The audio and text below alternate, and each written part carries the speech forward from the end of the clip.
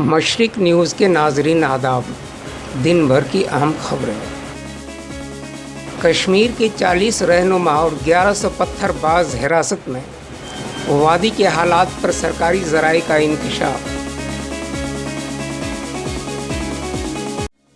RBI की दौलत हड़पने से काम नहीं चलेगा, हुकूमत की नाकामी पर राहुल गांधी का हमला। दिल्ली के फिरोज शाह कोटला मैदान का नाम बदलकर अरुण जेटली स्टेडियम रखा जाएगा। उत्तर प्रदेश के शाहजहांपुर में मुसाफिरों की 2 गाड़ियों में भयानक तसादुम, 16 की मौत। हिंदुस्तान में इस्लाम की आमद के बाद पहली बार दिखाई दिया छुआछूत, आरएसएस के कृष्ण गोपाल का नफरत आमेज बयान। दिल्ली वालों को अरविंद केजरीवाल का बड़ा तोहफा, पानी का बकाया बिल हुआ माफ। बिल तो आते थे लेकिन पानी नहीं आया करता था। कश्मीर के हालात पर वजारत दाखिला में अमित शाह की मीटिंग, आला हुक्काम के साथ हालात पर गौर खोज।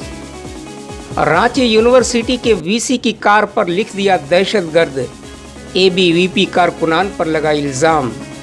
राहुल गांधी के इल्ज़ाम पर वजीर मालियात का जवाबी हमला, आरबीआई रुपये के इस्तेमाल के बारे में अभी नहीं बता सकते। महबूबा मुफ्ती की पार्टी को झटका, बड़े मुस्लिम लीडर समेत 8 बीजेपी में हुए शामिल। खबरें तफसील से।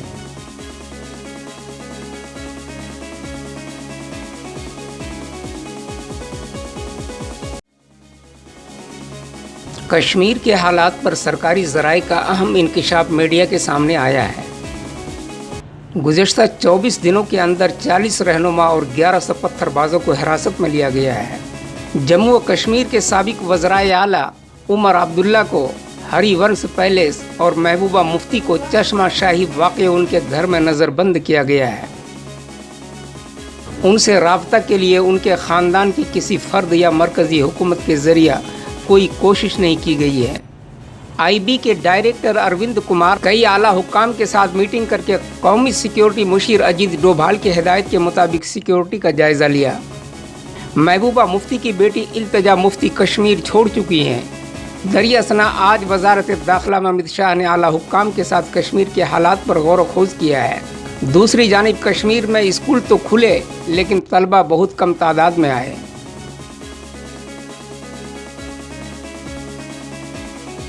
इक़्तिसादी बहरान पर काबू पाने में मोदी हुकूमत नाकाम हो रही है और वह आरबीआई की रकम हड़प रही है।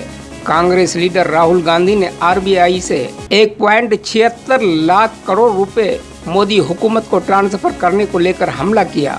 उन्होंने ट्वीट करते हुए कहा कि वज़ीर आज़म और वज़ीर मालियात इक़्तिसादी बहरान का हल नहीं निकाल पा रहे हैं, वह आरबीआई की रकम हड़प रहे हैं। आरबीआई से रकम हड़पने का तरीका काम नहीं आएगा। ये डिस्पेंसरी से बैंड-एड चुराकर गोली लगने से हुए जख्म पर लगाने जैसा है। वाज़ेह हो कि रिजर्व बैंक ऑफ इंडिया ने बिमल जालान कमेटी की सिफारिश मानते हुए सुपर प्लस रिजर्व कैश में से 1.76 लाख करोड़ रुपए हुकूमत को ट्रांसफ़र करने की मंजूरी दी थी। आरबीआई के 84 साल की तारीख में ऐसा पहली बार होने जा रहा है। आज बस इतना ही। मशरिक न्यूज़ के नाज़रीन, शब बख़ैर।